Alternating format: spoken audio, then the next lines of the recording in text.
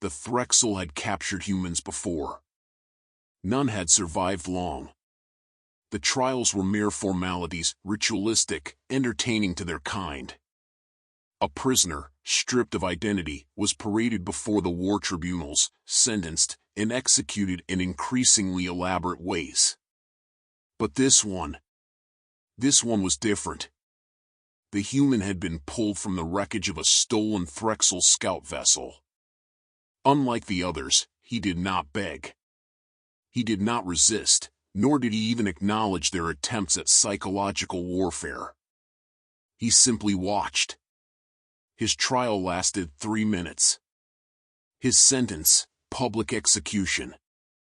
The method, a phased atomizer, impossible to avoid, erasing his entire molecular structure in a single burst. The executioner aimed.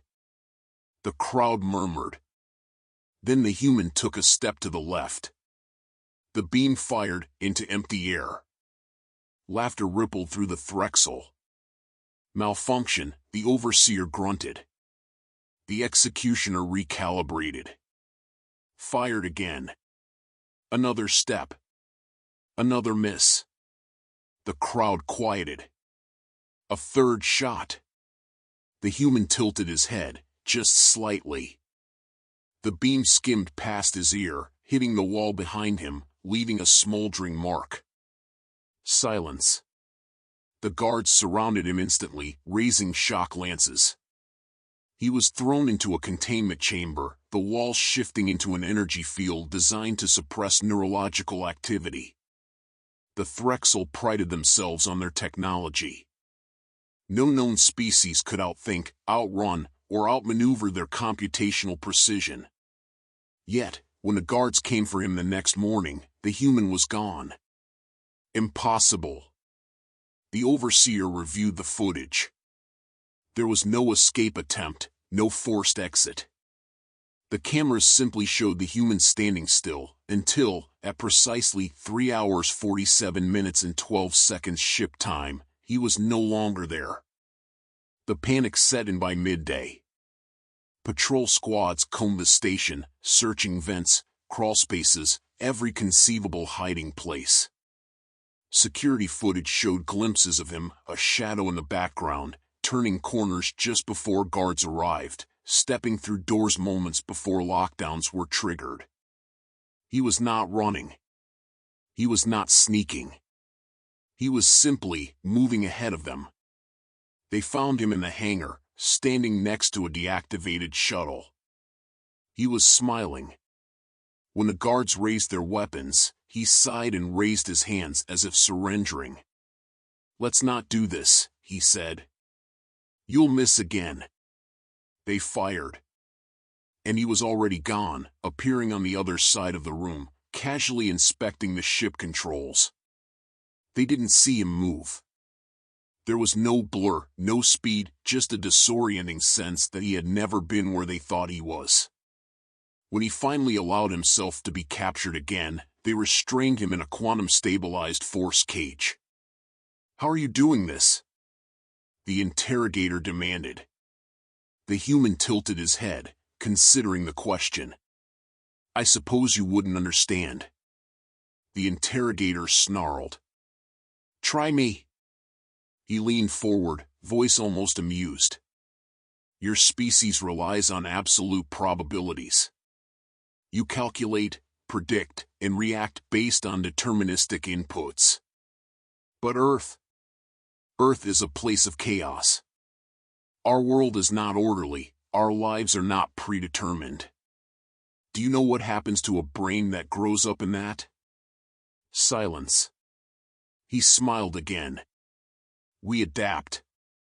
The interrogator sneered. "You think you're special?" The human chuckled. "Oh, no. I'm ordinary. Any human could do this." He leaned back, sighing. "The trick is, we don't even realize we're doing it. The subconscious sees the quantum fluctuations, the tiniest shifts in probability. It nudges our actions, tiny corrections, just enough to stay ahead." He gestured toward the guards. Like, right now, I know that your friend to the left is about to fire at me, even though you haven't given the order.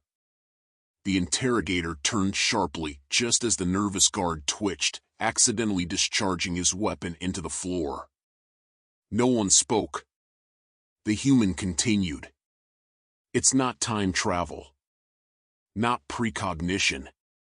Just probability. My brain runs thousands of outcomes a second and nudges me toward the right one. The interrogator's throat tightened. Then why let yourself be caught? The human grinned. Because now you think you've caught me. A wailing alarm filled the room. The force cage flickered. The interrogator's eyes widened. You? The human was already behind him, picking up the alien's dropped weapon. Like I said, the human whispered. Let's not do this. The lights failed. And when they came back on, the human was gone. Forever. The Threxil High Command convened an emergency session. The escape of the human was no longer a security breach, it was a paradigm shift.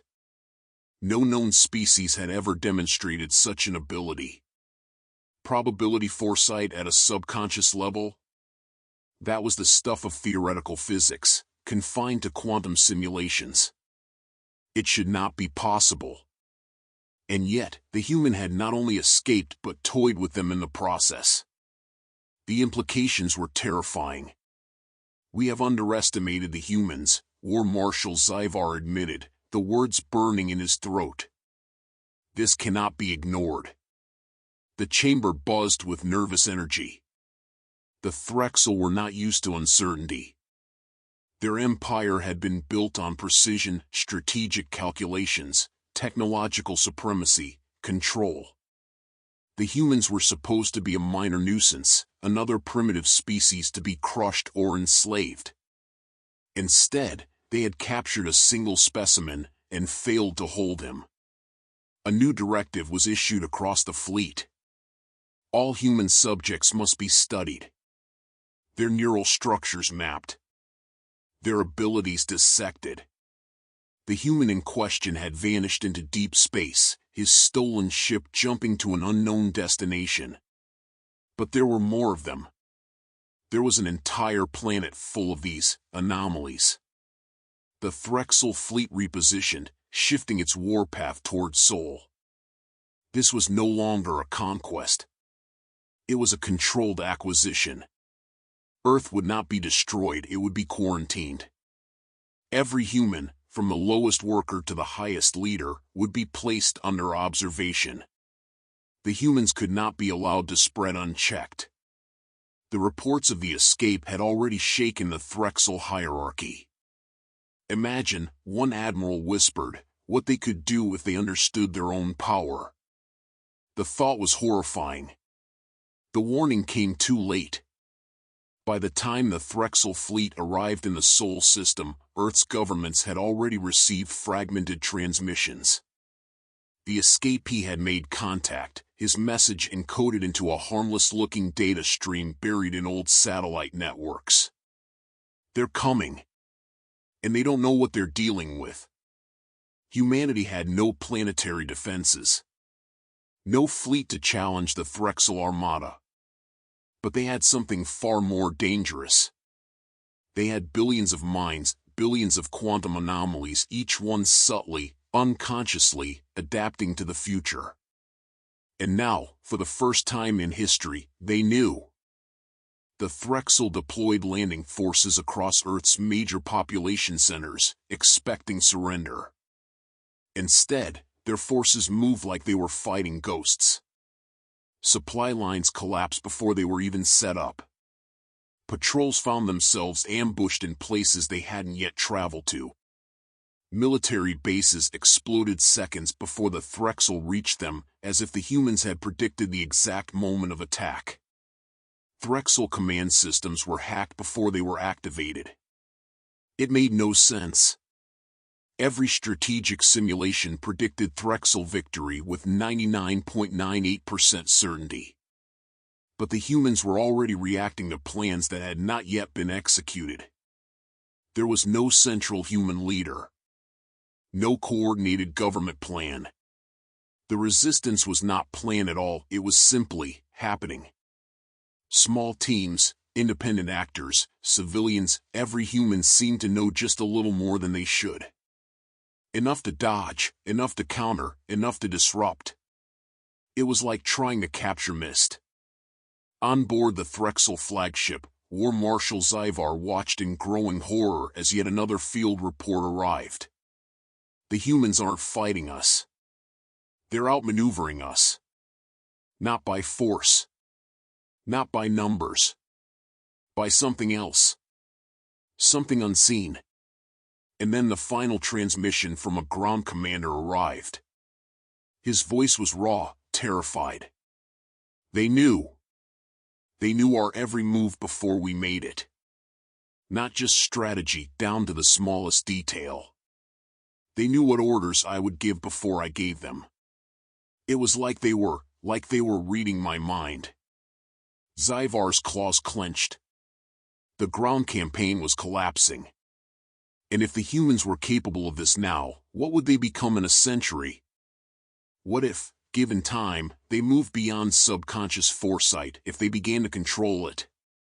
What if the next time the Threxil attacked, humanity saw them coming years in advance? Somewhere in deep space, the human who had started it all watched the chaos unfold. He had warned them. And now, humanity wasn't just adapting. They were evolving. Faster than anyone could have predicted. Faster than the Threxil could survive. He smiled. Then he reached for the controls, already knowing exactly where to go next. After all, the future was just a matter of perspective. The Threxil fleet was in full retreat. This was impossible. Their war doctrine had never accounted for a species that could see the future, not collectively, not instinctively, and certainly not without technology. The loss projections had been 0.02%. Now, as reports streamed in from across the occupied zones, that number had inverted. Earth wasn't just resisting. It was winning. High orbit, Threxil command vessel, Zyvar's war throne. War Marshal Zyvar stood in silence, watching the impossible unfold on the holographic war map. His forces were being erased. Not through overwhelming firepower, not through advanced tactics, but through an unseen force that shattered the laws of war. Each time an invasion corridor was established, the humans moved before it was planned.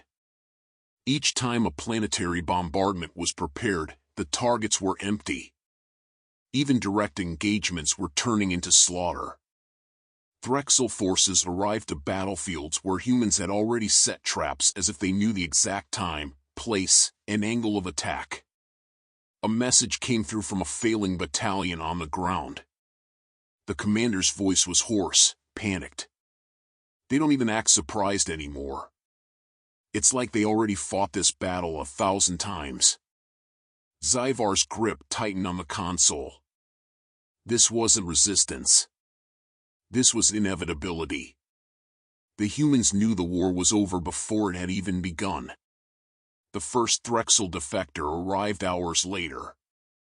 Commander Korvix, a seasoned tactician who had survived more than a dozen planetary conquests, transmitted his surrender from a damaged warship that had somehow lost every single engagement it had attempted. He was not captured. He simply gave up. I have studied war for 400 cycles, Korvix said, addressing the Threxil command. And I tell you this, our species cannot win against an enemy that fights in multiple timelines simultaneously. The Fleet Council erupted in outrage. Some called him a coward, others a traitor. But Zyvar saw the truth in his words. Their empire was built on control. The humans existed in uncertainty, and they had mastered it. Earth's people had no hive mind, no predictive supercomputers, just the raw, untamed ability to shift probabilities on an instinctual level. Even a single human was dangerous. A species of them? It was a doomsday event. Then came the worst revelation of all. It arrived via a hijacked Threxil frequency, broadcasting across the entire fleet. A message. From him. The human who had started it all. He sat in a dimly lit command chamber of a stolen warship, calm, composed, his expression unreadable. "Leave," he said simply. "Leave, and never come back." Zyvar's claws flexed. "You are in no position to." "I am the position," the human interrupted, as if he had expected the reaction. "You're starting to understand now, aren't you?" The war marshal's mandibles clicked in frustration. The human sighed. "You've seen the reports. You've felt it. The war is already over. You just don't realize it yet." Zyvar's breathing grew heavy. He hated this. Hated how the human's words dripped with certainty. Hated that somewhere, deep inside, he knew the human was right. The human leaned forward. "You thought you could enslave us. You thought you could study us. But you didn't capture a primitive species, Zyvar. You captured the future. And now you have two choices." His voice dropped into something quiet. "Dangerous. Run. Or be erased." The transmission cut. Silence filled the war chamber. Zyvar turned to his advisors, but there were no words left to say. The retreat order was issued within the hour. For the first time in recorded history, the Threxil Empire abandoned a war before it could be completed. They classified Earth as an impossible anomaly, placed it under permanent interdiction, and quarantined the entire Sol system. No ships were to enter. No contact was to be made. They would pretend humans did not exist.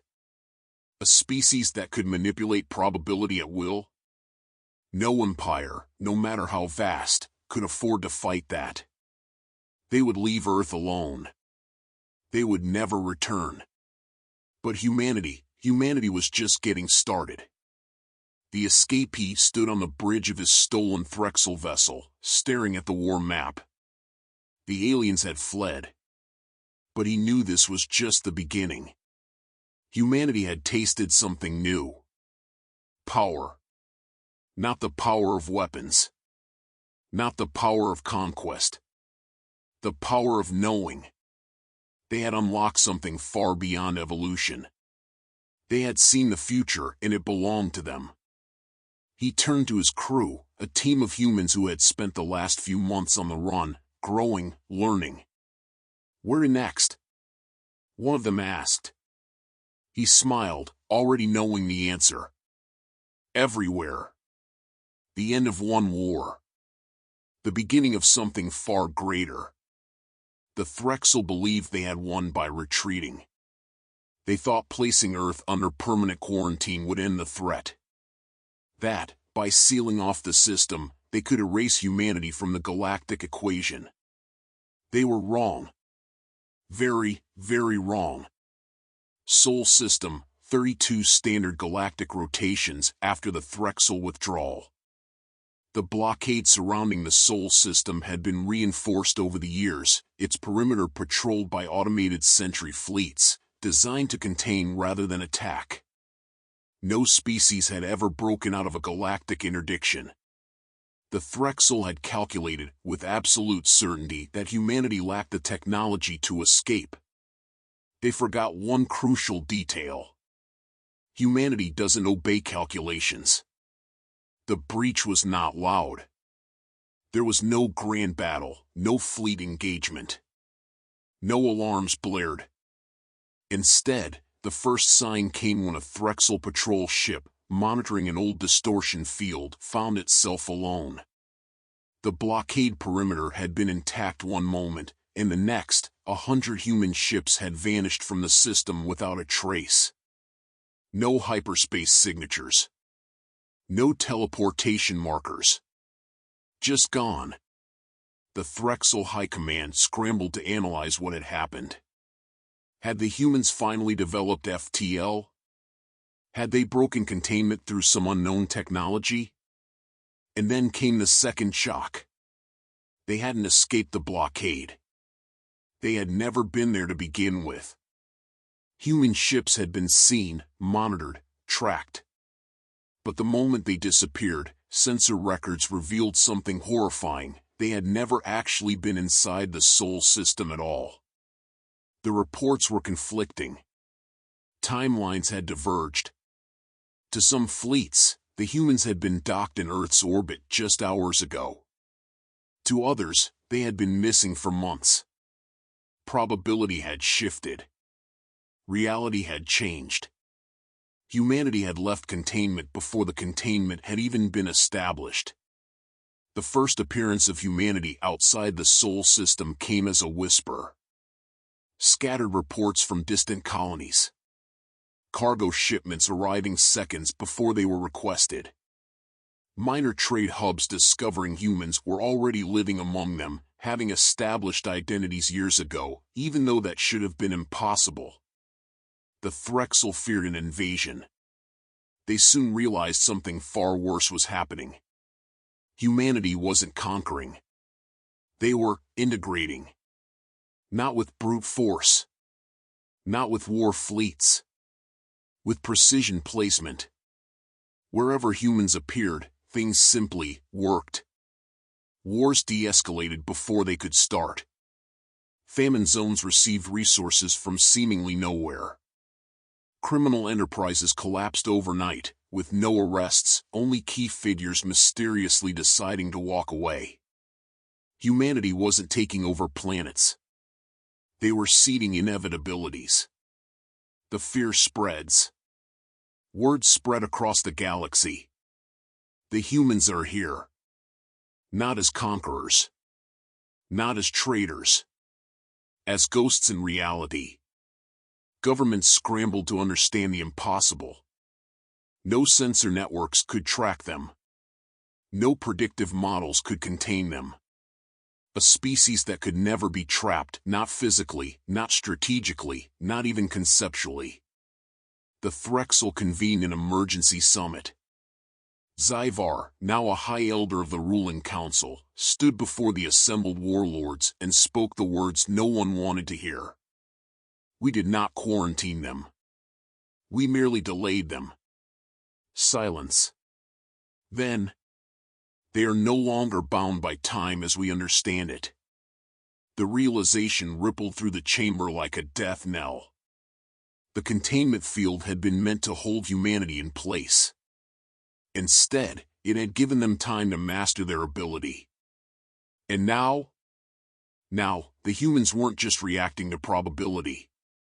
They were directing it. A single message arrived from an unknown source, broadcast across every known frequency in the galaxy. The sender was him. The original escapee. He sat in a dimly lit room, the same calm expression as before. Only this time, his words carried absolute certainty. You tried to cage us. We warned you not to. He leaned forward. You thought we could be predicted. Contained. Measured. His eyes gleamed. But humans are not variables in your equations. We are the ones who rewrite them. The galaxy held its breath. We have already won. We saw it before you did. And now, we are everywhere. He smiled. Welcome to the age of humanity. The transmission ended. Across the stars, the future shifted. Not by war. Not by conquest. But by something much, much worse. By inevitability.